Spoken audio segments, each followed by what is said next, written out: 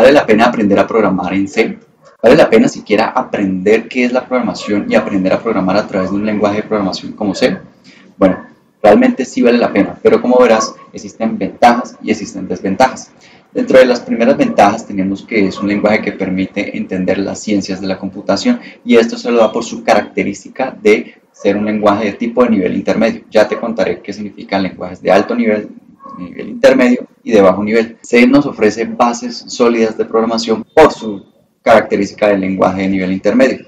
Y eso lo que hace es conformar unas bases sólidas que en algún momento se pueden requerir a través de la carrera como programador y que cuando se tienen bien fundamentadas generan diferentes facilidades. Y por último, y es algo que se ha venido dando recientemente, y es que debido al aumento del mercado de los sistemas embebidos, ¿y a qué me refiero con sistemas embebidos?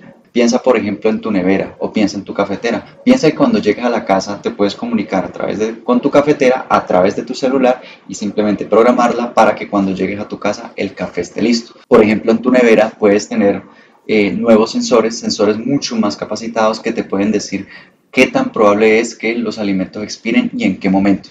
Todo esto es posible gracias a que esos dispositivos se pueden conectar a Internet, pero como es necesario acceder al propio dispositivo en sí, es necesario lenguajes de programación a nivel de sistema que puedan interactuar con el hardware de ese sistema. Ahora bien, no todos son ventajas, también existen algunas desventajas. Todo se resume en la complejidad del lenguaje como tal. C puede llegar a ser difícil, puede llegar a ser retador. La curva de aprendizaje de C es mucho más prolongada que lo que puede ser con JavaScript o Python.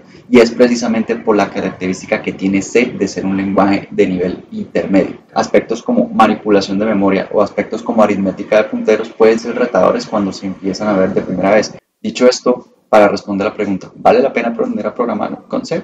Sí, definitivamente vale la pena. ¿Es más difícil?